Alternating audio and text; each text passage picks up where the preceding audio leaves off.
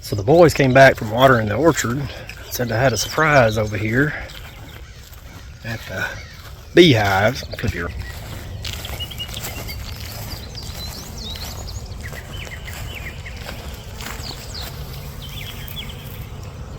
Got a little swarm going on.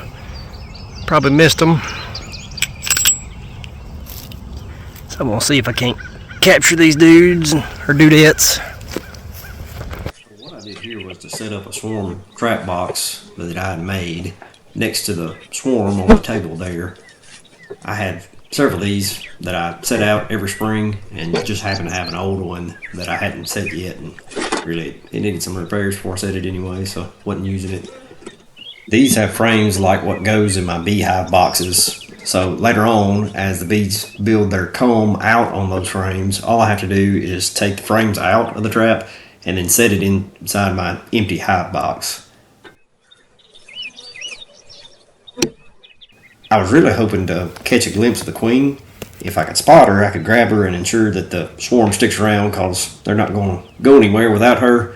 But unfortunately, I wasn't able to find her this time, which is about what I expected. They're usually in the middle of the swarm ball there when they're like this, but it doesn't hurt to look.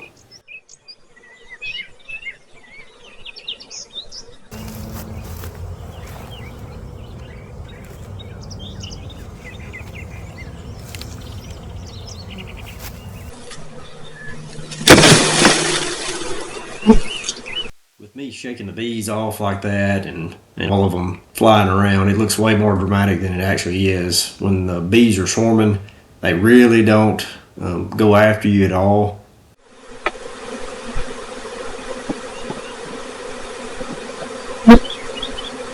So I noticed something when I was putting together the video. These bees down here, you can see them already form a line and make, well, a beeline to the inside of the box where the queen is. So you can see them traveling up the side of the box there to get in there with the queen.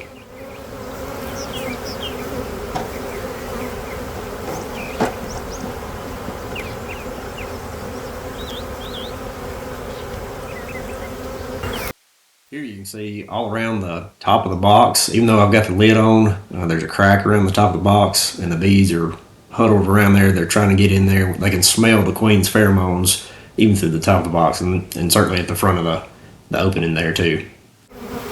So one of the things I noticed right here was this guy. This is actually a drone bee, so it's a male bee. There's actually several of them that I noticed around, which is pretty typical for a swarm. You can see he's a whole lot bigger and then looks different. He's got a black backside as opposed to the more striped backside like the females do. You can see him wiggling around there on the front of the house.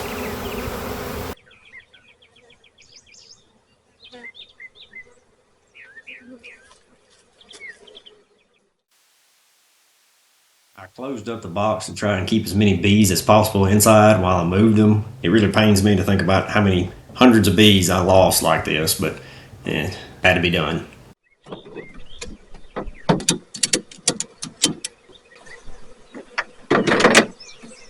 So I'm gonna move these bees over here a few miles down the road to Mom and Daddy's house.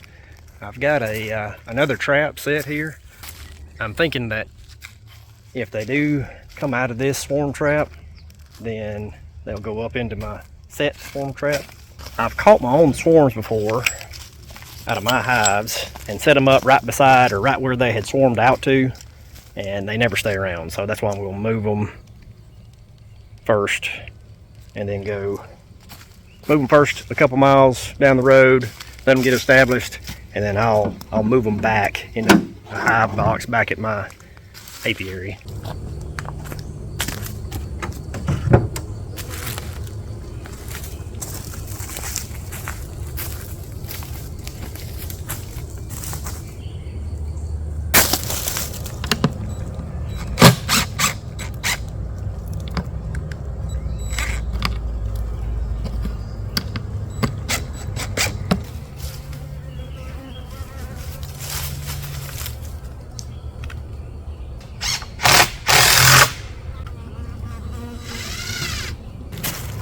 So that's it. I'll come back, check them out in a couple weeks, see if they're getting established, see if they hadn't flown off. if they don't stick around in there, got some frames in there for them to build upon.